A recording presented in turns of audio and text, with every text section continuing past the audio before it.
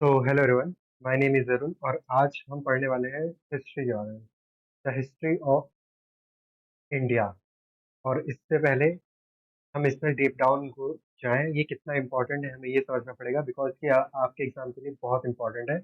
हम किस तरह के फ्लो में चलेंगे उस पर भी डिस्कस करेंगे और कैसे हम इसको अपने एग्जाम के अकॉर्डिंग अपने इस कंटेंट को हम अब कैसे अपने एग्जाम में यूटिलाइज करेंगे वो भी बताऊंगा। तो सबसे पहले यहाँ पे देखो, हिस्ट्री ऑफ इंडिया।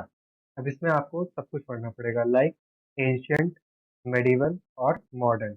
ये सारी चीजें आपको यहाँ पे पढ़नी पड़ेंगी। इससे आपका यहाँ पे हमने इस तरह इसको डिजाइन किया है जिससे आप पहले तो आप एक इसका ब्रीफ समरी समझोगे, उसके बाद उस पे बेस्ड हम पीवाईक्यूज करेंगे या फिर हम क्या करेंगे, उस पे बेस्ड क्वेश्चंस करेंगे जो आपके एग्जाम के लिए इम्पोर्टेंट है, ताकि आप जो क्वेश्चन आए हुए हैं ऑलरेडी या जो आने वाले एक्सपेक्टेड क्वेश्चंस हैं उसमें आप दोनों में क्या कर सको, रिलेट कर सको और जो एग्जैक्ट चीजें आपको चाहिए एग्जाम अपने एग्जाम के लिए वो आप वहां से निकाल सको। तो ये आपका हेल्प कैसे करेगा, आपकी प्रैक्टिस हो जाएगी जो भी हम क्वेश्चंस कराने वाले हैं, और साथ ही साथ आपको उसके बिहाइंड द स्टोरी यानी कि जो उसके पहले जो हो रखा है पूरी इसकी ब्रीफ समरी भी आपको यहाँ पे पता होगी। तो चलो शुरू करते हैं। सबसे पहले यहाँ पे आता है हमारा 1000 years ago, ठीक है, आज से हजारों साल पहले, on the banks of Indus and Saraswati. अब यहाँ पे मैंने इसको हाईलाइट क्यों किया है, बिकॉज यहाँ पे आपको पूछ लेगा एग्जाम में कि किस नदी के किनारे हमारी हड़प्पा और मोहनजोदारो बसे थे। यहाँ पे आपको पता होना चाहिए इंडस एंड सरस्वती रिवर, तो इस वजह से यहाँ पे मैंने इसको हाईलाइट किया है। तो अभी इसको रीड आउट करते हैं। 1000 years ago, on the banks of Indus and Saraswati rivers, great cities like Harappa and Mohenjo-daro rose। ये दो सिटीज थे जो हमने डिस्कवर किए थे, है ना, कुछ ईयर्स पहले। तो उससे जब ये हमारा स्टैब्लिश हुआ था तो किस नदी के किनारे हुआ था, इंडस और सरस्वती। इंडस, सरस्वती, हड़प्पा, मोहनजोदारो, ऐसे इसको माइंड में यहाँ पे मैप कर लेना। उसके बाद देखो, they were well planned with straight road, train, wealth and granaries. अब एग्जाम में आपको कैसे ये पूछ लेगा कि बताओ कि इस ऑप्शन चार दे देगा, बताया पूछेगा इसमें कौन सी चीज हड़प्पा में नहीं थी। तो यहाँ पे आप देखोगे लाइक रोड्स भी थे, ड्रेन्स भी थे, वेल्थ भी था, ग्रेनरीज भी था। तो ऐसे क्या चीज थी जो नहीं थी, तो वो बोल सकता है कि वो मॉडर्न टेक्नोलॉजी या फिर modern way of medical science, ऐसा कुछ आपसे पूछ लेगा। तो वो आपको पता भी चाहिए क्या चीज है और क्या चीज मिसिंग है। मिसिंग वाले तो कुछ भी मिसिंग कर सकता है, बट क्या चीज है वो चीज आपके पास, उसको याद करना आपका, बोलते हैं क्या, उसकी ड्यूटी है। बिकॉज ये आप यहाँ पे अगर याद कर लोगे कि उसके पास रोड थे, ड्रेन थे, वेल्स थे, ग्रैनरीज थी। ग्रैनरीज मतलब कि जहाँ पे हम अनाज को स्टोर करते हैं उसको बोलते हैं ग्रैनरी। वेल्स यानी कि हमारे कुआं हो गया। ड्रेन मतलब जैसे पानी भर गया तो वहाँ पे जो, और उसका उस टाइम का जो ड्रेनेज सिस्टम था वो आजकल के म्यूनिसिपैलिटी से भी बहुत ही ज्यादा एडवांस था। लाइक उसमें इस तरीके का था कि अगर विंड हमारी जिस तरफ फ्लो करेगी, लाइक अगर हमारी विंटर में है या फिर हमारा समर में, जिस साइड का अगर हमारा विंड फ्लो करता था उसी साइड से अगर हमारा कोई डस्ट वगैरह पार्टिकल है तो वो उसी फ्लो में निकल जाता था, चाहे वो समर में हो गया फ्लो किसी भी डायरेक्शन में या फिर विंटर में।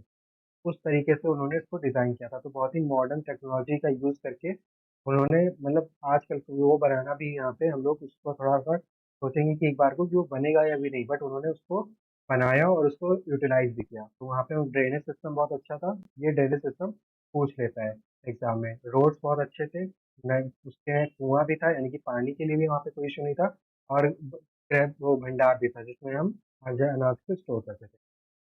People traded with far off land and made deals with animal design। तो उन्होंने क्या ट्रेड किया, अब traded with far of land and made deals, यानी कि उन्होंने लैंड और सील्स की हेल्प से वहाँ पे ट्रेड स्टैब्लिश किया अपना। और उसमें ट्रेड सील्स में उन्होंने क्या, अपना वो जो बोलते हैं ना ठप्पा लगाना, तो उसमें क्या था, एनिमल की डिजाइन थे। तो ये चीज यहाँ पे आपको अच्छे से ये पता होनी चाहिए। उसके बाद आता है the famous dancing girl statue. अब ये पूछ लेगा कि द फेमस गर्ल स्टैचू कहाँ पे पाया गया था, तो हड़प्पा मोहनजोदारो, ये आपका हड़प्पा सिविलाइजेशन में पाया गया था। तो ये आप यहाँ से इसको रिकॉल कर लेना। लाइक डांसिंग गर्ल स्टैचू पूछ लेता है direct question. The great bath, तो ग्रेट बाथ, ये सारी चीजें कहाँ पे हमें मिली थी, हड़प्पा इंडस वैली सिविलाइजेशन में। Still remind us of their brilliance, but slowly this civilization disappeared। और ये धीरे धीरे क्या हुआ, डिसअपियर हो गया। अब कैसे हो गया वो हमें अभी तक रीजन नहीं क्लियर है। और इसका रीजन क्या देते हैं, may be it because of flood, flood की वजह से हो सकता है, क्लाइमेट चेंज की वजह से हो सकता है, या फिर किसी भी इन्वेजन यानी कि कोई यहाँ पे आक्रमण आके कर दिया, उस तरीके से यहाँ पे हमारा इफेक्ट कर सकता है, जिससे मोहनजोदारो और हमारा हड़प्पा सिविलाइजेशन वैनिश कर गया। और यहाँ पे आपको मोहनजोदारो जो हमारा है, इसका हमें लिटरल मीनिंग पता होना चाहिए, ये होता है माउंट ऑफ डेड। ठीक है, तो इस वजह से आपको यहाँ पे ये चीजें पता होनी चाहिए, इसके की टर्म्स मतलब क्या है। आई होप यहाँ पे आपने ये चीजें सारी डिस्कस हमने अच्छे से कर ली होगी और आपको यहाँ पे अच्छे से रिमाइंड भी हो गया होगा। अब आते हैं नेक्स्ट। अब आता है हमारा देन कम वैदिक पीपल, यानी कि वैदिक पीपल, वहाँ पे वैदिक पीरियड आ जाता है। इसमें क्या होता है, in the early Vedic age life was simple, cows were well, people lived in tribes and prayed to gods like Indra and अग्नि। अब यहाँ पे पूछ लेगा डायरेक्ट क्वेश्चन कि वैदिक पीरियड में कौन से दो गॉड्स की पूजा होती थी। वहाँ पे पूछ लेगा लक्ष्मी गणेश, कृष्ण और वो शंकर जी। तो आपको पता होना चाहिए इंद्र और अग्नि, ये दो चीजें यहाँ पे पूछी जाती थी, मतलब पूजा की जाती थी। और later with iron tools farming spread, kingdoms become larger and society was divided into four varnas। अब ये फोर वर्नास पता होने चाहिए आपको, कौन से, ब्राह्मण, क्षत्रिय, वैश्य एंड शूद्रास। ये चार वर्ण यहाँ पे डिवाइड किए गए थे किस पीरियड में, वैदिक काल में, यानी कि वैदिक पीरियड में। Big rituals called yajnas become common, but many people started questioning them। यहाँ पे big rituals like yajnas, जो sacrificial हमारा होता है, ये सारी चीजें यहाँ पे स्टार्ट हो गई थी, सेक्रीफाइस करना। तो यहाँ पे ये चीजें बहुत लोगों ने क्वेश्चन भी करी कि ऐसा हम क्यों कर रहे हैं। तो ये सारी चीजें किस काल में हुई थी, वैदिक काल में, वैदिक पीरियड में।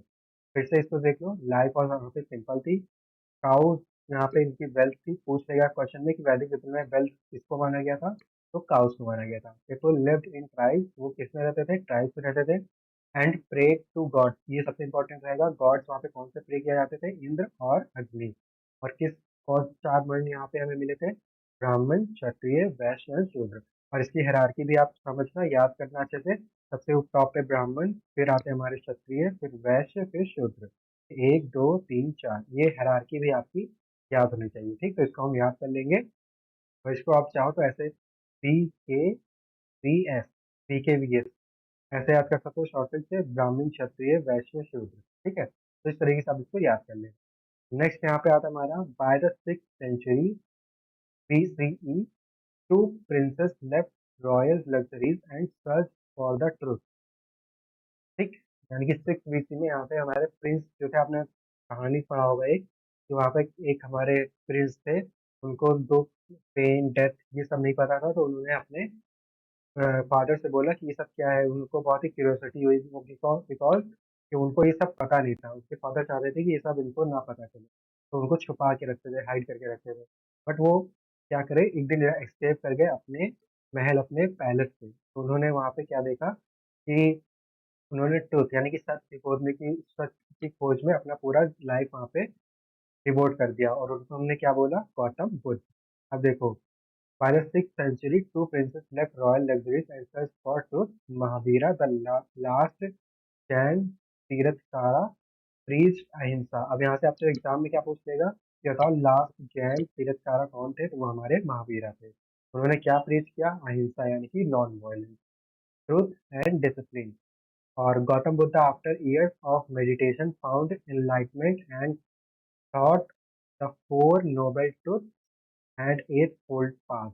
उन्होंने, गौतम बुद्ध ने क्या डिस्कवर किया, फोर नोबल ट्रुथ्स को और एट फोल्ड पाथ को। इसको हम आगे जाके पढ़ने वाले हैं कि क्या क्या क्या थे, बट अभी आगे समझना पड़ेगा कि यहाँ पे क्या क्या उन्होंने कितनी चीजें खोज करी, क्या क्या उन्हें मिला। तो फोर नोबल ट्रुथ और एट पाथ। ठीक है, अब देखो, a way to end suffering, their ideas spread widely because they were simple and for everyone, not just for rich. ये उन्होंने क्या डिस्कवर किया, लाइक ये जो हम रूल्स या फिर जो भी हम सत्य की खोज, यानी सत्य की खोज इन द सेंस कि क्या चीजें हैं, लाइक पैसा हमें खुशी देता है, क्या चीज खुशी देता है, वो सब उस चीज को यहाँ पे सत्य की खोज बताया गया है। तो उन्होंने डिस्कवर किया कि सत्य यानी कि जो हमें हैप्पीनेस देगा, वो इस चार पार्ट में यानी कि चार ट्रुथ में डिवाइडेड है। और एट फोल्ड पास, एट फोल्ड पास हमें पूरी चीजें यहाँ पे डिवाइडेड है, तो ये चीजें आपको पता होनी चाहिए। ठीक है, 1 2 3 4 5 6 7 8, ये यहाँ से हटा दो। ये मतलब 8 फोल्ड पाथ और 4, तो इसमें उन्होंने पूरा अपना सत्य की खोज लगा दिया कि हमने ये डिस्कवर किया है, इसको अगर आप फॉलो करोगे तो इससे आपको हैप्पीनेस मिलेगा, आपको अल्टीमेट सेटिस्फैक्शन सेटिस्फैक्शन मिलेगा कि आपने अपनी लाइफ अच्छे से जी। वो क्या थे, लाइक अपनी लाइफ सिंपल रखो, ट्रुथ बोलो, सत्य की राह पे चलो, और नॉन वायलेंस, किसी को हानि मत पहुंचाओ। ये सारी चीजें उन्होंने स्प्रेड करी जब तक वो वहाँ पे अपनी लाइफ को स्पेंड किया है उन्होंने अर्थ पे, तब तक उन्होंने ये सारी चीजें फैलाई हैं कि लोगों को हम एक सही डायरेक्शन में ले जाएं। उसके बाद हमारा आता है soon after the great Mauryan empire was born। अब यहाँ पे क्या हो गया था, इसके बाद हमारा आया मौर्यन एम्पायर। तो यहाँ पे हमारे चंद्रगुप्त मौर्य यहाँ पे आए, और गाइडेड बाय चाणक्य। इनके गुरु कौन थे, चाणक्य। कौटिल्य भी बोलते हैं, चाणक्य भी बोलते हैं, दोनों यहाँ पे सही है। ये एक चाणक्य ने यहाँ पे अर्थशास्त्र लिखा हुआ है, ये चीज आपको पता होनी चाहिए। Built a vast empire his grandson Ashoka, यानी कि चंद्रगुप्त के जो बेटे थे उनके बेटे Ashoka became one of India's most famous rulers after seeing the bloodshed of the Kalinga War। तो ये आपसे पूछ लेगा क्वेश्चन में, एग्जाम में, कि अशोक ने किस लड़ाई के बाद उन्होंने बौद्ध धर्म को अपनाया, तो वो हम बोलेंगे कलिंग वॉर के। कलिंगा वॉर उन्होंने देखा, वहाँ पे बहुत ज्यादा उन्होंने मैसेकर किया, बहुत ज्यादा लड़ाई करी, ब्लड शेड हुआ। तो कलिंगा वॉर एक ऐसा टर्निंग पॉइंट था अशोक के लिए कि उसके बाद उन्होंने पूरा मतलब अहिंसा ही छोड़ दिया। जो मतलब इंसान किसी इंसान को मार सकता था, वो ऐसा बन गया था जो अब किसी भी पशु पक्षी या फिर कोई छोटे मोटे जानवर या कीड़े और इन सबको भी नहीं मारता था, एकदम से अहिंसा की राह पे चल दिए। तो और उन्होंने खूब प्रचार किया बुद्ध धर्म का। तो कौन थे वो, अशोक थे। तो Ashok give the violence and embrace Buddhism. उन्होंने क्या अपनाया, बुद्धिज्म। मैं क्वेश्चन में पूछ लेगा उन्होंने क्या जैनिज्म अपनाया या बुद्धिज्म, तो आपको पता होना चाहिए Buddhism. He spread message of peace and welfare through his rock pillar edict and sent monks across Asia to spread dharma. यानी कि उन्होंने क्या किया, जो जो उन्होंने लर्निंग सीखी वो सिर्फ अपने तक ही रखा। उन्होंने पिलर, अशोक स्तंभ आपने सुना होगा, उस अशोक स्तंभ पे उन्होंने इनग्रेव कराया अपनी सारी नीतियां, अपनी सारी लर्निंग्स की, ऐसे ऐसे चलना चाहिए, ये सारी चीजें मैंने सीखी हैं, इसको आपको फॉलो करना चाहिए। तो अशोक पिलर हो गया, और ये सारी जो एडिक्ट्स थे वो उन्होंने अपने स्तंभ में, अशोक स्तंभ में अपने इनग्रेव किया। आपने अभी भी देखा होगा लाल किला या फिर दिल्ली वगैरह में, जब बोलते हैं कि हाँ अशोक पिलर, आपने कॉइन के सिक्के में देखा होगा, जब कॉइन के सिक्का, एक पहले सिक्का चल रहा था उसमें अशोक स्तंभ वगैरह बने होते हैं, या फिर नोट्स में जो पुराने नोट्स आप देखोगे तो उसमें अशोक स्तंभ का वहाँ पे आपको मेंशन दिखेगा। इस तरीके से यहाँ पे हमने अशोक स्तंभ पढ़ लिया कि जब अशोका ने, चंद्रगुप्त मौर्य, इसका हायरार्की समझ लो, मौर्यन एम्पायर किसने स्टैब्लिश किया, चंद्रगुप्त मौर्य ने। किसकी हेल्प से, चाणक्य की हेल्प से। उनके ग्रैंडसन कौन थे, अशोक थे। उन्होंने कब अपना अपनाया मतलब नॉन वायलेंस, हाँ, कलिंगा वॉर के बाद। क्यों अपनाया, उन्होंने बहुत ज्यादा ब्लडशेड देखा, उनको बहुत ही अपने अंदर वो गिल्टी फील हुआ, तब उन्होंने कलिंगा वॉर के बाद अपना नॉन वायलेंस छोड़कर नॉन वायलेंस की पाथ पे चले गए। उन्होंने कौन सा धर्म अपनाया, बुद्धिज्म धर्म अपनाया। उसके बाद उन्होंने क्या किया, रॉक के पिलर्स पे अपने सारी लर्निंग्स को एनग्रेव कराया। आई होप आपको इतना यहाँ पे समझ में आ गया होगा। ये आपके सारे एग्जाम के पॉइंट ऑफ व्यू से आप पूरा जब गैदर करोगे, सारी नॉलेज आप अपने माइंड में रखोगे, तो ऐसा नहीं है कि जो मैं पढ़ा रहा हूँ, जो मैं बोल रहा हूँ, बस आपको उतना ही, बस उतना ही में आ जाएगा। जो मैं इधर उधर थोड़ी बहुत चीज़ बोल रहा हूँ ना, आप जब एग्जाम में क्वेश्चन देखोगे अपने पर्टिकुलर एग्जाम में, जब आप क्वेश्चन पे बैठोगे अपने एग्जाम सीट पे, हॉल पे, तो ये सारी चीज़ें आपको रिकॉल करेंगी, और उसके बाद आपको ये चीज़ें याद आएगी कि हाँ सर ने ये बोला था and this is the point. इसके बाद 50% चांसेस है कि ये ऑप्शन करेक्ट होगा, ये दो तो नहीं होगा, बट ये करेक्ट होगा। अगर आप इसको ध्यान से सुनते भी हो तब भी आपके लिए बेनिफिशियल होगा। तो अभी आते हैं हमारा सेंचुरीज लेटर, यानी कि सेंचुरीज के बाद Gupta empire brought India golden age. अब ये बहुत इंपॉर्टेंट यहाँ पे है, गोल्डन एज इसको बोला गया है, गुप्ता एम्पायर को बोला गया है। उसमें क्या हुआ था, ऐसा क्यों बोला गया, अब ये भी समझना पड़ेगा। तो साइंस हो गया, आर्ट हो गया, लिटरेचर हो गया, ये सारी यहाँ पे फ्लरिश हुई, यानी कि फैली फूली, यानी बढ़ी। कौन कौन से, पहली बात तो साइंस हो गया, यानी टेक्नोलॉजी, साइंस, आर्ट। इसी में आर्यभट्टा ने जीरो का हमें खोज करके दिया। तो पूछ सकता है एग्जाम में कि किसने जीरो की खोज की, तो आर्यभट्ट ने खोज करी। किस काल में, गुप्ता एम्पायर के राज में, गुप्ता एम्पायर के पीरियड में उन्होंने जीरो का खोज किया। And the solar system also, किसने सोलर सिस्टम और जीरो की खोज करी, आर्यभट्ट ने। Kalidas wrote beautiful poetry. Kalidas ने beautiful poetry लिखी. An artist painted Ajanta caves. Ajanta caves में आर्टिस्ट ने पेंटिंग करी. कालिदास ने पोएट्री लिखी.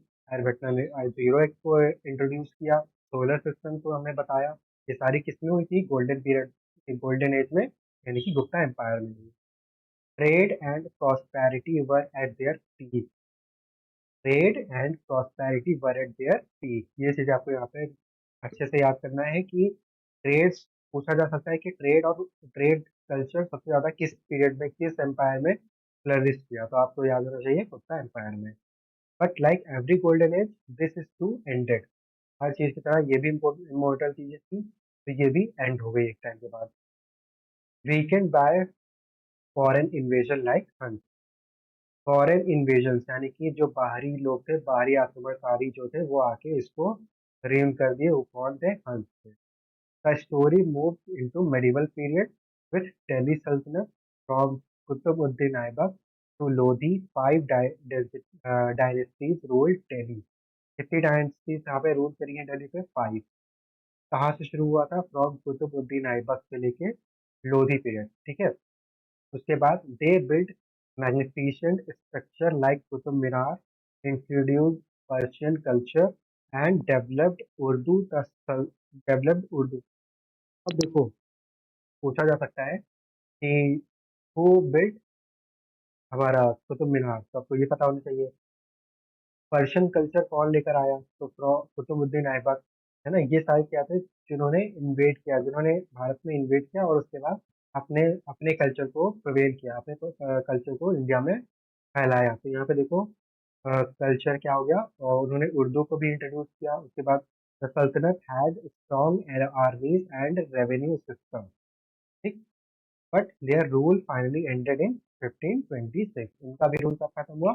1526 में.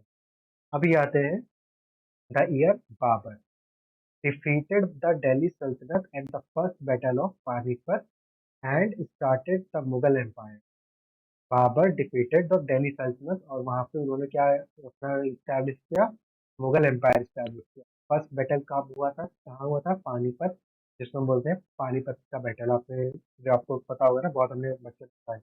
पानीपत का बैटल आपने पढ़ा होगा. तो उसी के बाद यहाँ पे मुगल एम्पायर आए थे. His grandson Akbar become the shining star, expanding the empire, treating all religions with respect and creating a culture of tolerance. अब देखो यहाँ पे एक चीज क्या है कि आपको पता होना चाहिए, बाबर का जो ग्रैंडसन था अकबर, सिर्फ उसी को यहाँ पे हमने थोड़ा सा गुड साइड पे रखा है. बाकी जो उसका लाइक औरंगजेब वगैरह हो गए, ये सब बहुत ही मतलब, हम आप किसी और रिलीजन को बहुत ही सरप्लस करते थे. तो हमें एक पॉइंट ये याद रखना है कि अगर कोई चीज बहुत ज्यादा नेगेटिव है, अगर उसमें से एक पॉजिटिव है, तो इम्पोर्टेंट आपके लिए क्या होगा जानना, कि वो एक पॉजिटिव चीज आपको याद होनी चाहिए कि वहाँ पे वो पॉजिटिव इंसान कौन था जब बहुत ज्यादा चीजें नेगेटिव थी.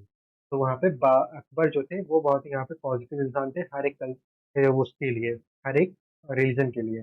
बाकी सारे आप देखोगे, कोई ना कोई वहाँ पे किसी न किसी से ग्रज रखते थे, किसी ना किसी को चेंज करना चाहते थे, धर्म परिवर्तन जिसको बोलते हैं. ये सारी चीजें होती रहती थी. तो इसलिए यहाँ पे अकबर को आपको इम्पोर्टेंट यहाँ पे मार्क इसलिए करना पड़ेगा, because he is the positive one among all the negative things around him. ठीक है. तो यहाँ पे आप देखोगे तो his grandson Akbar became the shining star, expanding the empire, treating all religion with respect and creating a culture of tolerance. Later, Shahjahan built Taj Mahal. Who built Taj Mahal? Shahjahan. A wonder of the world, but under Aurangzeb. The empire expanded but also grew weaker due to wars and rigid policies. Slowly, the empire declined and the regional power rose. आपने भी recent में एक movie देखी होगी, उसका क्या नाम था? छावा. उसमें कौन थे? उसमें औरंगजेब का वहाँ पे जिक्र था, और किसके रिस्पेक्ट में था? हमारे शिवाजी के रिस्पेक्ट में. पूरा वहाँ पे संभाजी महाराज के ऊपर केस था मूवी. तो ये चीज यहाँ पे आपको देखनी पड़ेगी कि वहाँ पे उनका रोल, वो क्या बोलता है. उस मूवी में एक सीन था जिसमें वो आके बताता है संभाजी महाराज को कि आपका मतलब जो औरंगजेब आ रहा है, उसके पास दुनिया की सबसे बड़ी आर्मी है. तो वो एक्सपैंड तो आर्मी कर रहा था, बट उसके पास क्या था? वो बहुत ही मतलब, वो था कि अपने ऑब्सेस था अपने रीजन, अपने कल्चर से लेके, और बाकी सबको वो कुछ नहीं समझता था. इसलिए वहां पे उसका एक तरफ तो वो ग्रो कर रहा था और दूसरी तरफ उसका डाउनग्रेड यानी कि उसका डाउन साइड जा रहा था। इस वजह से यहाँ पे हमारा औरंगजेब का पावर तो बढ़ रहा था बट उसकी जो पॉपुलैरिटी थी, उसकी जो रिस्पेक्ट थी लोगों के बीच में, वो खत्म हो रही थी। आई होप आपको ये चीज यहाँ पे समझ में आ रही होगी। अभी चलो आते हैं next. Then came the modern era with when the British had taken control in 1857, Indian soldiers and rulers rose in revolt 1857। अब देखो यहाँ पे क्या हुआ, मॉडर्न एरा में क्या हुआ, ब्रिटिशर्स आए, उन्होंने कंट्रोल लिया अपने हाथ में 1857 1857। और देखो कंट्रोल लिया, उसके बाद 1857 में क्या हुआ, soldiers and rulers rose in revolt of 1857 led by the heroes like Rani Laxmibai, Bahadur Shah Zafar, Tatya Tope. इन्होंने क्या किया, रिवॉल्ट को स्टार्ट किया 1857 में। The revolt failed but is it like the fire of freedom. Revolt तो यहाँ पे फेल हो गया बट इसने क्या किया, फ्रीडम के लिए यहाँ पे एक आग, एक चिंगारी भड़का दी इंडियन लोगों के अंदर कि आप लोग फ्रीडम की तरफ अपना मूव करो, फ्रीडम लेने के लिए लोगों से लड़ो। ये कब हुआ था, 1857 के रिवॉल्ट के बाद। India United under the Indian National Congress 1885। तो इंडियंस यूनाइटेड, फिर से इंडियन यूनाइट हो गए, और कब हुए, इंडियन नेशनल कांग्रेस 1885 में। At first they politely politely asked the British for reforms। Then leaders like Tilak, Bipin Lala Lajpat Rai, और इन्होंने क्या किया, डिमांड किया फ्रीडम के लिए स्ट्रांगली। पहले तो देखो, सबसे पहले हम क्या, ह्यूमन नेचर है, सबसे पहले हम समझाते हैं, नहीं अगर मानते फिर उसके बाद हम क्या करते हैं, अपना स्ट्रांग, अपना पावर दिखाते हैं कि आपको ये बात माननी पड़ेगी। पहले तो हम समझाएंगे, पोलाइटली हम आपसे समझाएंगे, पोलाइटली आपसे कुछ लेना चाहेंगे, जो चीज़ हमारी है हम खुद ही से, इंडिया हमारा ही था और उसमें क्या था, इन्वेजन था किसका, ब्रिटिशर्स का। तो अगर हम रिफॉर्म्स करने को कह रहे थे तो उन्हें कर देना चाहिए था, वो भी रहते हम भी रहते, बट उन्होंने डिनाई कर दिया। तो अब हमारे पास क्या बचा, पावर, हमें अब पावर से डील करना था। तो इसको हमने किसके थ्रू अंजाम दिया, तिलक, बाल गंगाधर तिलक, बिपिन पाल, लाला लाजपत राय, इन्होंने क्या किया, डिमांड किया फ्रीडम की, स्ट्रांगली बोली। रिवॉल्यूशनरीज लाइक भगत सिंह, आपने सुना होगा Bhagat Singh, Chandrashekhar Azad inspired the youth, उन्होंने इंस्पायर किया यूथ को अपने, और लास्ट में उन्होंने शहीद हुए देश के लिए। और बट उन्होंने क्या किया, एक यूथ को भी अपने अंदर ले लिया, संभाल लिया कि हाँ तुम भी, अगर हम अपने आप को सेक्रीफाइस कर सकते हैं तो तुम भी कर सकते करो फ्रीडम के लिए, because freedom is important. And finally Mahatma Gandhi turn the struggle into a people's movement of with his non cooperation movement, NCM. ठीक है, इसको नॉन कॉपरेशन मूवमेंट बोलते हैं। सॉल्ट मार्च निकाला, क्विट इंडिया मूवमेंट किया, और जिसको मिलियंस लोगों ने ज्वाइन किया फॉर फ्रीडम फाइट। ठीक है, इस तरीके से उन्होंने, हमारे सारे लोगों ने ज्वाइंट मूवमेंट करके हमें फ्रीडम दिलाया। तो freedom is not free, keep in mind. And अभी चलते हैं, के बाद हमारा क्या हुआ, आफ्टर डिकेड्स ऑफ सेक्रीफाइस 1947 में हमारा क्या हुआ, India finally become independent. But freedom came with sorrow of partition with India and Pakistan. Okay, अब आपको पता होना चाहिए पाकिस्तान अपना इंडिपेंडेंस डे कब मनाता है, 14 अगस्त को, और इंडिया कब मनाता है हमारा, 15 अगस्त को।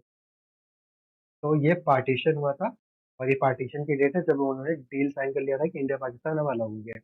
The story did not end there, independent India under doctor Bhimrao Ambedkar framed a strong constitution under Nehru. India built industries, dams, and scientific institutions.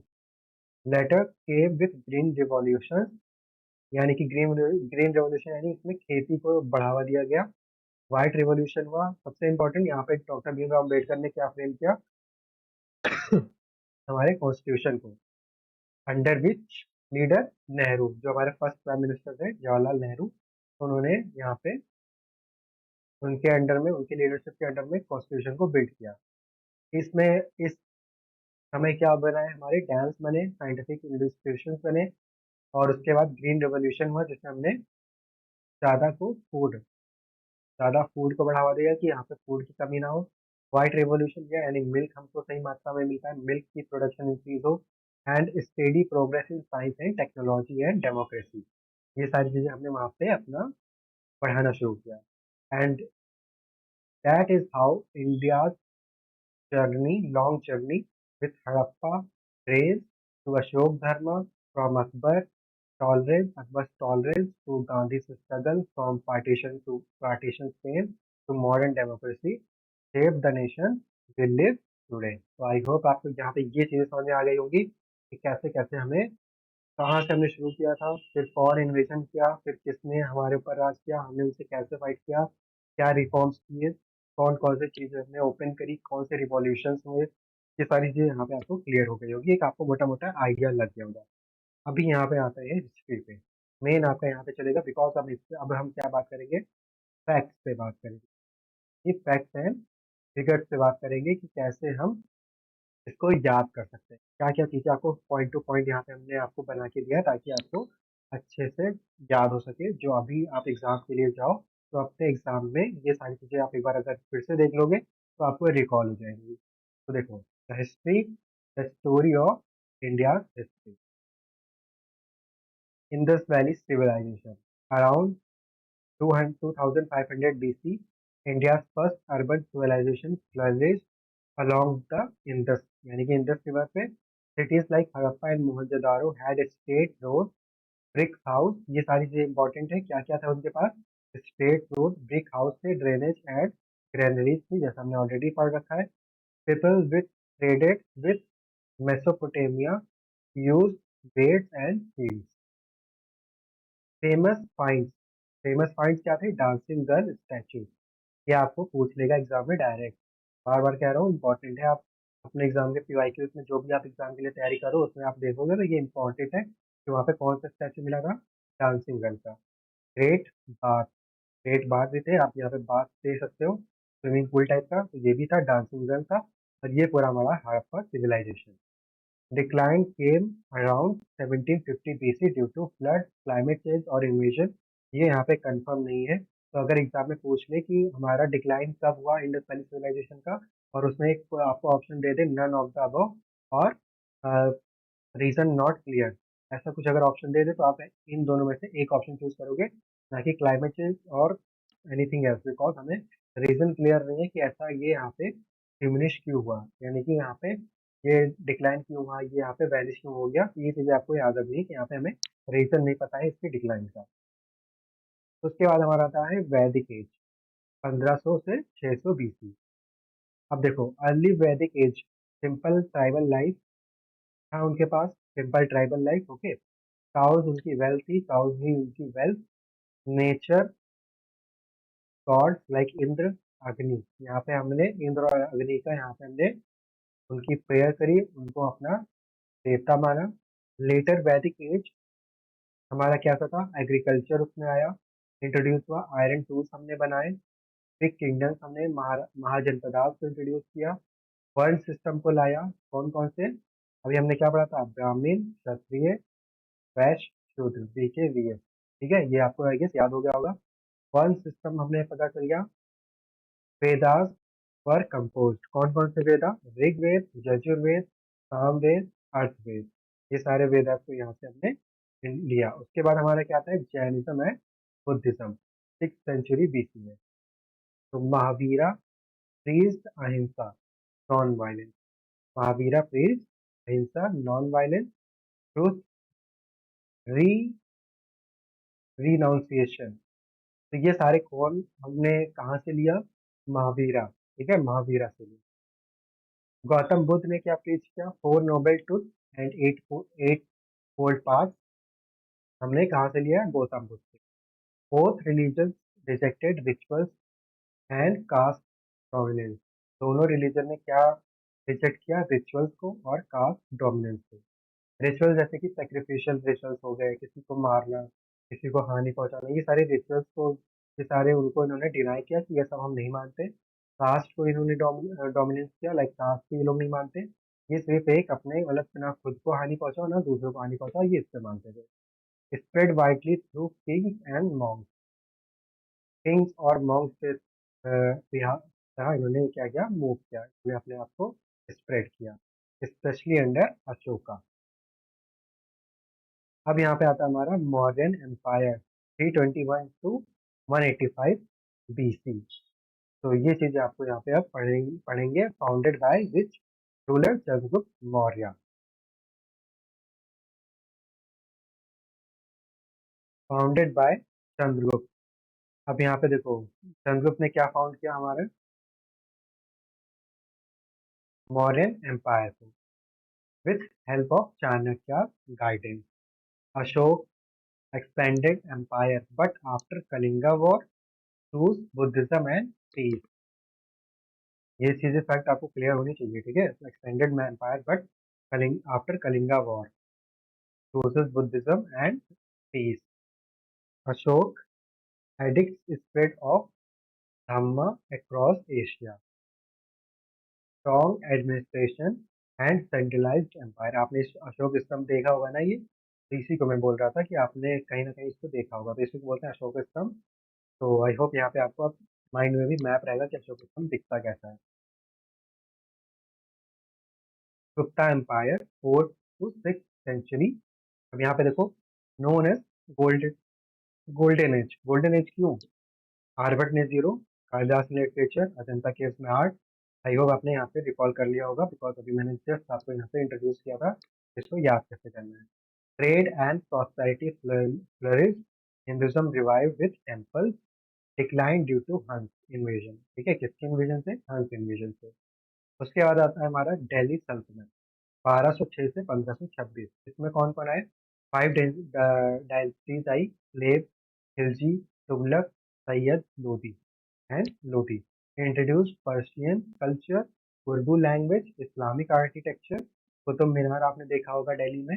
And Alai दरवाजा बिल्ड यहाँ पे बनाया गया था। उसके बाद setup a strong revenue and military system. तो आप देख रहे हो यहाँ पे मतलब कहाँ कहाँ से लोग आए इंडिया में, इन्वेजन किया, अपने आप को स्प्रेड किया, इसलिए इंडिया हमारा क्या बन पाया, एक मतलब सभी लोग यहाँ पे ऐसा नहीं कि कोई यहाँ पे एक ऐसा ऐसा कोई धर्म हो या फिर कोई ऐसा लोग हो जिन्होंने कोई अपने अंदर सप्रेशन नहीं सहा, किसी ने अपना जुल्म नहीं सहा। सभी ने कुछ ना कुछ यहाँ पे किसी ना किसी से जुल्म सहा है। इस वजह से ओवरऑल यहाँ पे क्या है, सभी ने फाइट किया है फॉर फ्रीडम, फॉर टीम अपने आइडेंटिटी के लिए यहाँ पे फाइट किया है। तो दैट्स वाई यहाँ पे सभी लोग का इम्पोर्टेंस हो जाता है और सभी लोग यूनाइट होकर लड़ते भी हैं। इस वजह से इंडिया हमारा क्या है, डाइवर्सिटी इन यूनिटी है। मतलब क्या बोलते हैं इसको, एग्जैक्ट मेरे को वर्ड नहीं याद आ रहे, बट यहाँ पे होता है कि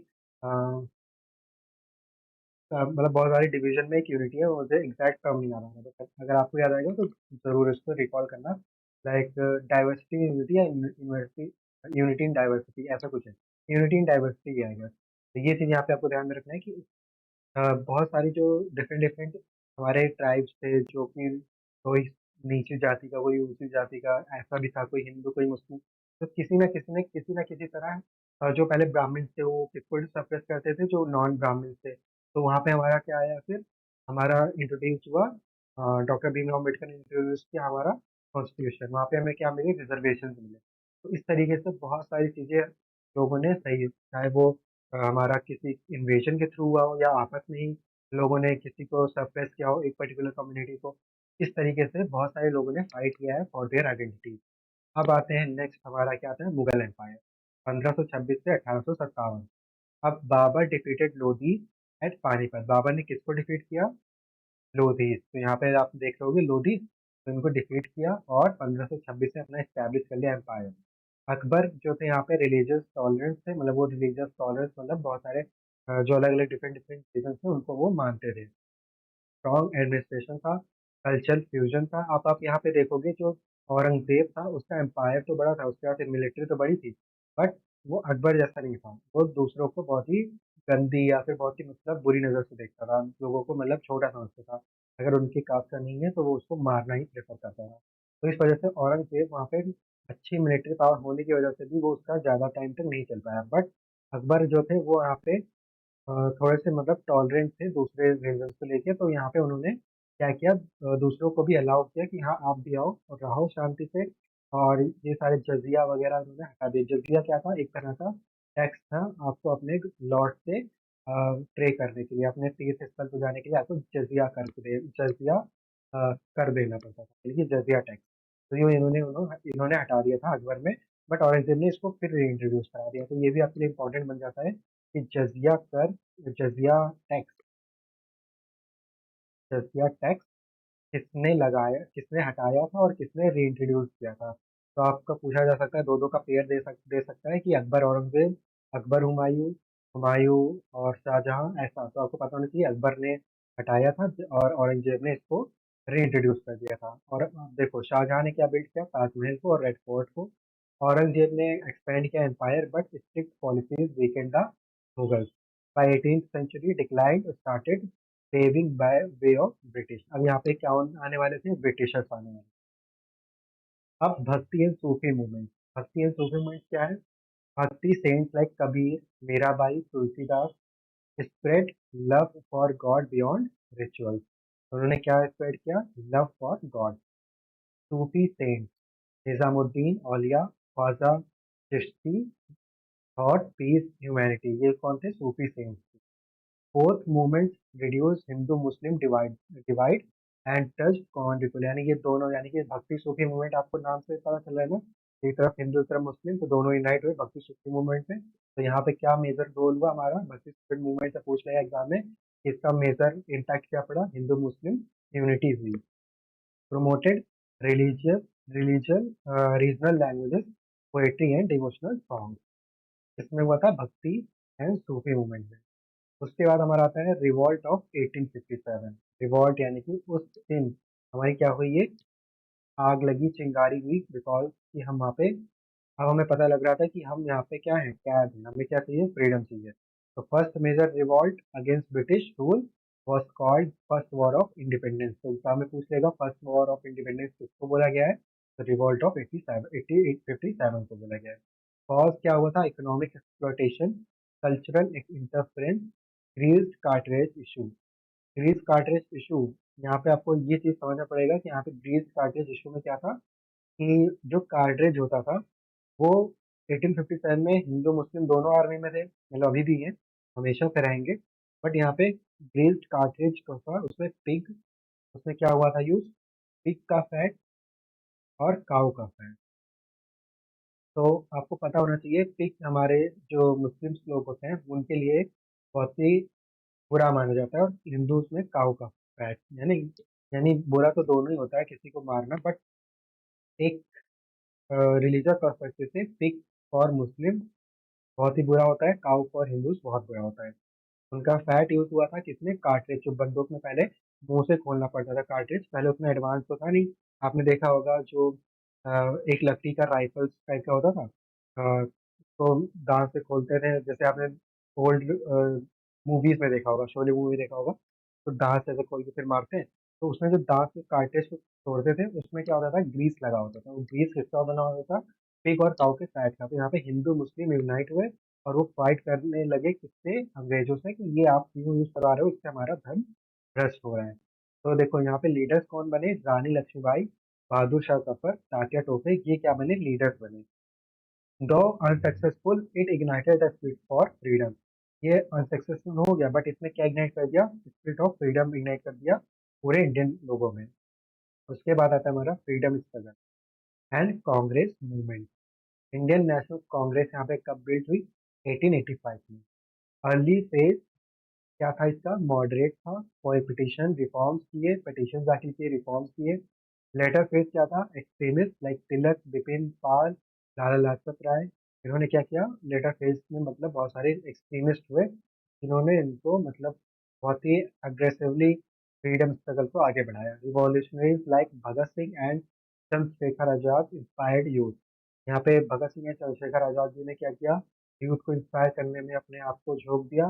मास मूवमेंट कौन लेड बाय गांधी जी, क्या था, नॉन कॉपरेशन मूवमेंट, दांडी मार्च, क्विट इंडिया मूवमेंट, ये सारे कौन से थे, गांधी जी के मूवमेंट थे, जो एक ओवरऑल लोगों को एक तरह एक चीज समझाए कि आपको फ्रीडम के लिए लड़ना पड़ेगा। उसके बाद आता है हमारा independence. Independence and post 1947 development. तो इसमें क्या है, India got independence in 1947 but face partition tragedy. तो इन्होंने पार्टीशन ट्रेजिडी को फेस किया। Constitution framed by B R Ambedkar in 1950। Nehru's vision, industries, dam, education institution, ये सारे यहाँ पे फॉर्म हुए। Green and white revolution boost हुआ, green for food, white for milk. ऐसे हमारे 7 या 8 जो हमारे क्या है रिवॉल्यूशंस हैं वो भी हम आगे पढ़ने वाले हैं। तो वो हम अपने जो हम क्वेश्चंस करेंगे उसमें हम अपना देख लेंगे। Today India continues to grow as a democracy and diverse nation. तो अभी तक हमारा जो है इंडिया हमारा अच्छे से ग्रो कर रहा है, और this is how India is growing. तो आई होप आपको सारी चीजें एक क्लियर हो गया होगा कि कैसे हमने हड़प्पा सिविलाइजेशन से लेके टुडे की जो हमारी मॉडर्न टेक्नोलॉजी है वहां तक का सफर कैसे किया है। ठीक है, तो बहुत ही यहाँ पे स्ट्रगल हुआ है, तो don't let this struggle in when. अपना मतलब जो पूरा जो भी आप जिस चीज की तैयारी कर रहे हो पूरा हार्ड 100% दो। और जो भी यहाँ पे आपको चीजें नहीं समझ आई फिर से इसको रिपीट कर देखना और अच्छे से इसको क्लियर करना अपने माइंड में। और अभी हम क्या करने वाले हैं, इसके बाद हम करेंगे इसके कुछ 100 क्वेश्चन। 100 क्वेश्चन करेंगे जिसमें आपको और क्लियरिटी मिलेगी आपके एग्जाम पर्सपेक्टिव से। तो जो भी आप एग्जाम में प्रिपेयर कर रहे हो वो आपको और क्लियर हो जाएगा कि एग्जाम में किस तरीके से पूछा जाता है और क्या क्या पूछा जाता है। आपको एक आइडिया लग जाएगा और आपको प्रिपरेशन भी हो जाएगा कि आपको क्या पढ़ना है और कैसे पढ़ना है। तो अभी पढ़ते हैं हम क्वेश्चंस पे। क्वेश्चंस पे हम अब बात करने वाले हैं।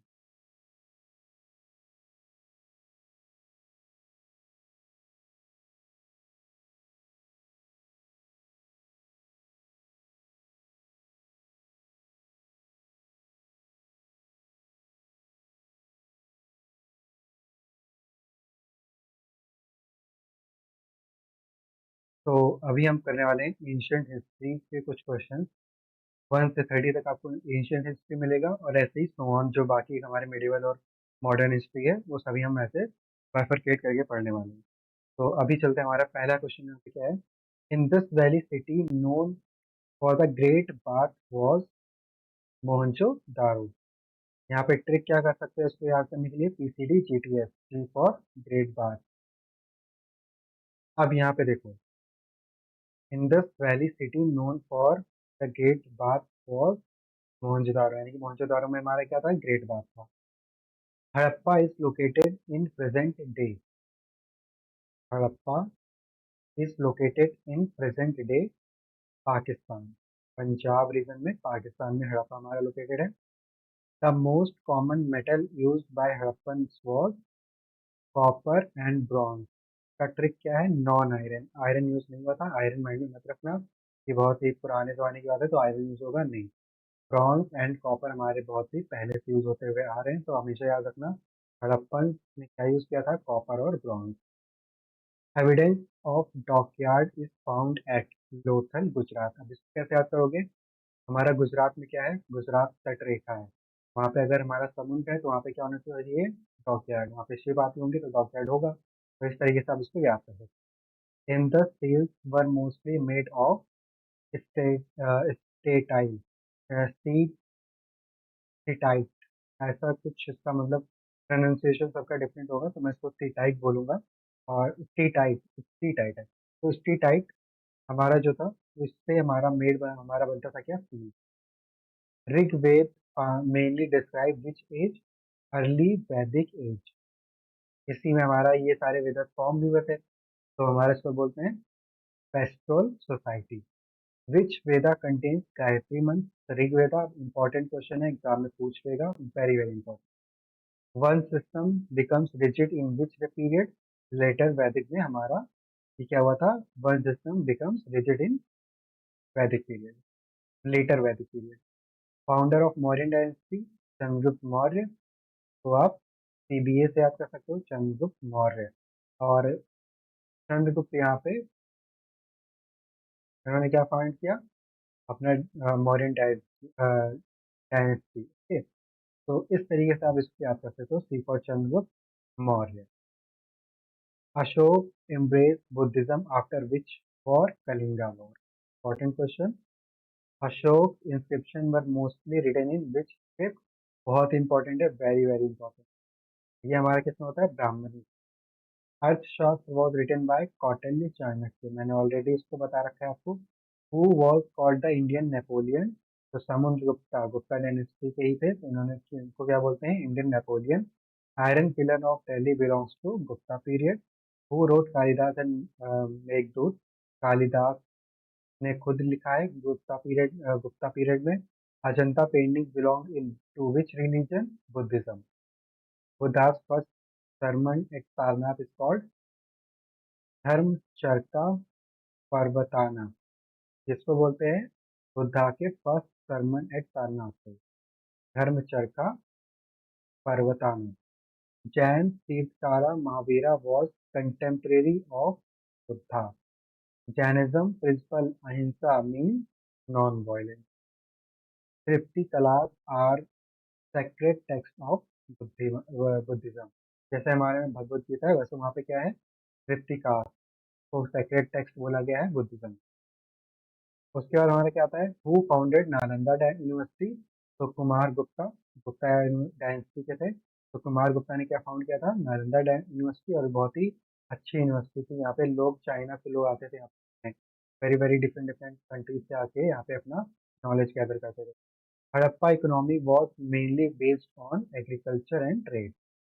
Symbol of Harappa religion Pashupati seal, टोटो Shiva. Zero was discovered by Aryabhata in Gupta period. और इसी पीरियड को क्या बोलते हैं, आपको रिकॉल करना है कि इस पीरियड को क्या बोलते थे यार. मैंने 3-4 बार इसको मैंने आपको रिकॉल कराया था. Who was called Indian Aristotle, Kautilya को वो क्या बोला गया है, एरिस्टोटल. और इंडियन नेपोलियन किसको बोला गया है, समुद्रगुप्त को. ये चीज याद होनी चाहिए आपको. हड़प्पन पीपल वर्शिप विच मदर गॉडेस. हड़प्पन पीपल से किस मदर गॉडेस को वो यहाँ पे पूछते थे, तो वो कौन थी, मदर अर्थ, धरती माँ. Which language was spoken in Vedic period? So Sanskrit was spoken in Vedic period. Megasthenes book Indica describes which empire? So Mauryan Empire. अब Megasthenes ने यहाँ पे Mauryan Empire को डिस्क्राइब किया, क्यों किया, बिकॉज जो मेगास्थनीज थे यहीं उसी टाइम हमारे, तो क्या हुआ था, ये लोग इन्वेजन किए थे इंडिया में.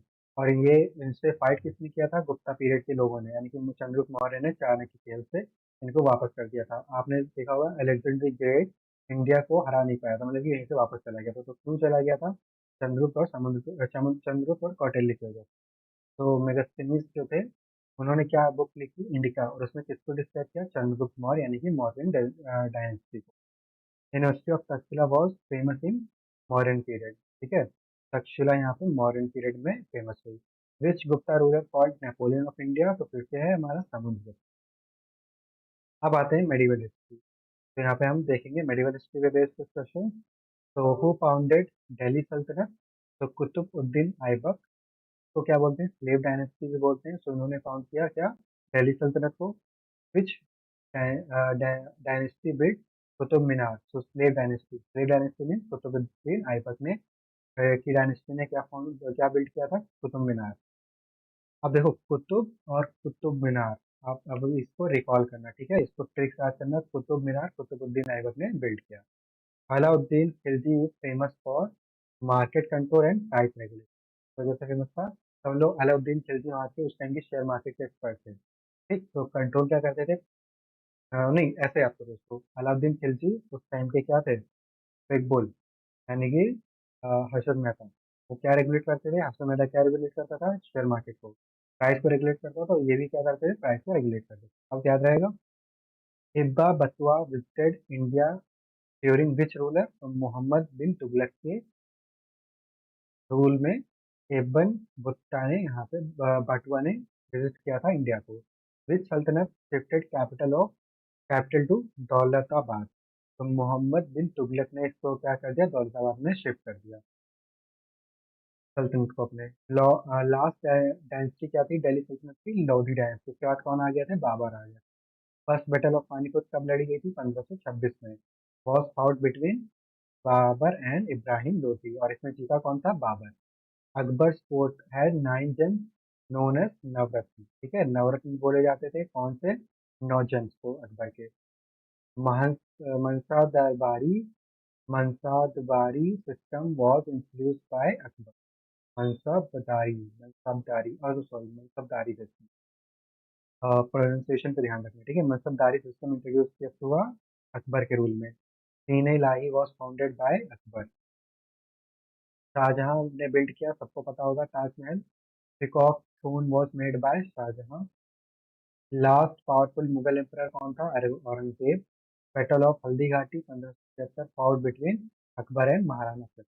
हल्दी घाटी यानी इसके बीच में था अकबर और महाराणा प्रताप। सूफी सेंट ऑफ अजमेर किसको है बोला गया? ख्वाजा माउंटेन चिश्ती, ख्वाजा मोइनुद्दीन चिश्ती। तो नाम बहुत डिफिकल्ट डिफिकल्ट होते हैं। आई कैन अंडरस्टैंड, याद करने में डिफिकल्ट होगा बट याद करना पड़ेगा। ख्वाजा मोइनुद्दीन चिश्ती। फेमस सेइंग, ना हिंदू ना मुसलमान, ओनली हनुमान, किसने लिखा? कबीर ने। Guru Nanak founded which religion? Sikhism. Guru Nanak ने क्या फाउंड किया? Sikhism. Which Bhakti saint was disciple of Ramanuja Ramananda? Which Bhakti saint was disciple of Ramananda?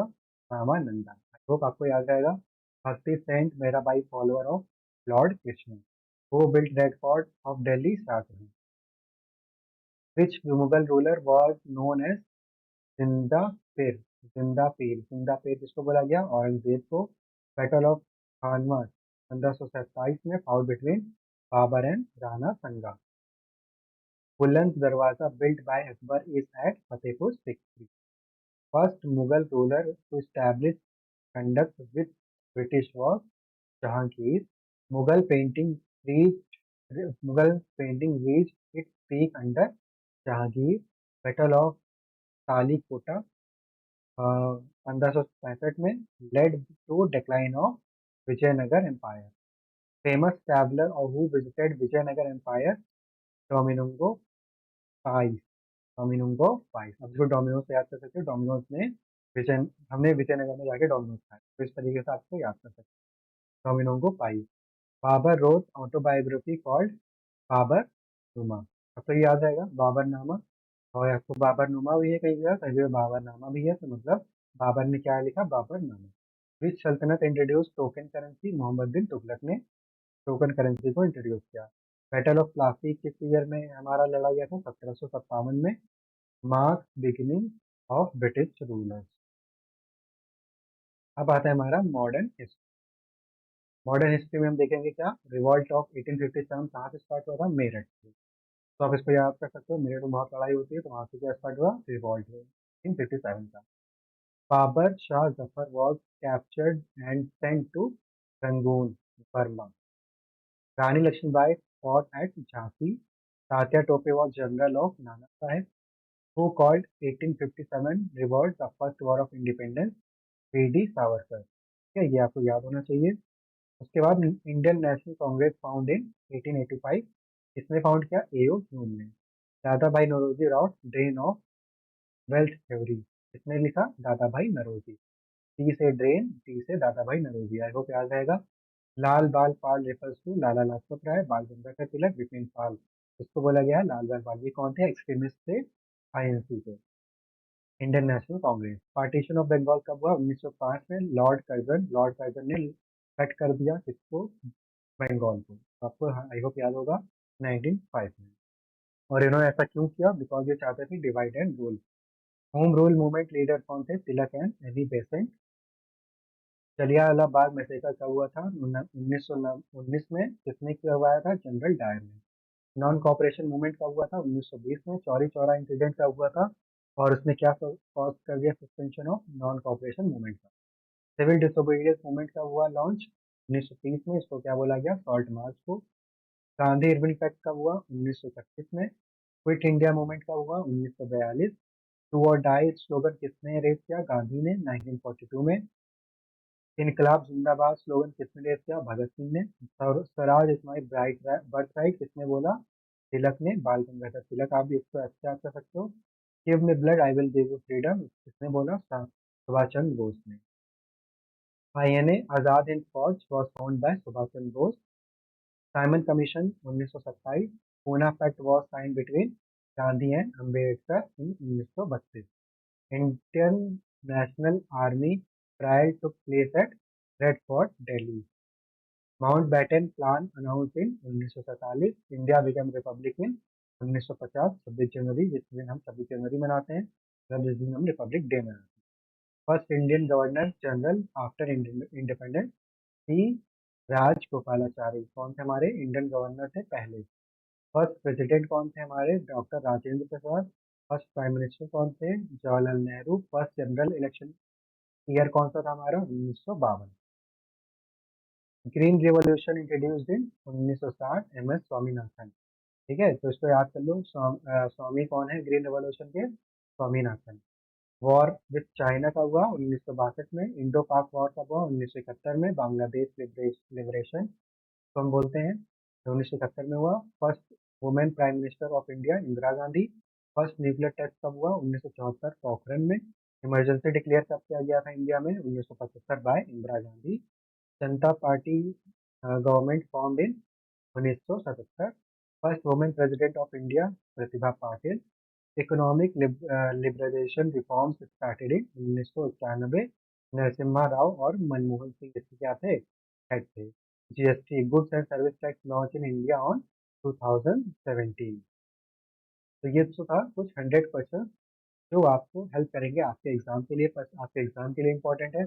आप इसको अच्छे से कर लो, अच्छे से याद कर लो। उसके अलावा भी आप इसको वीडियो को बार बार रिवाइंड करके देखना और अच्छे से, और हम आगे जो वीडियोस लाएंगे उसको और अच्छे से देखना ताकि आपका और अच्छा प्रिपेयर हो जाए। अब आपका पूरा हिस्ट्री, इसके बाद हम क्या पढ़ेंगे? थोड़ा बहुत फिजिक्स, फिर उसके बाद हम पॉलिटी पे आएंगे, ऐसे ही हम ज्योग्राफी कवर करेंगे। धीरे धीरे सारी चीज़ें हम कवर करने वाले हैं। आई होप ये चीज़ें आपको समझ में आई होंगी। क्वेश्चन समझ में आएगा, आंसर कैसे करना है, क्या याद रखना है, क्या क्या इंपॉर्टेंट है। जो वीडियोस हमने ऑलरेडी आपको दे रखी हैं उसमें क्या क्या इंपॉर्टेंट आपको हाईलाइट करके रखना है, ये सारी चीज़ें आपको यहाँ पे क्लियर हो गई हैं।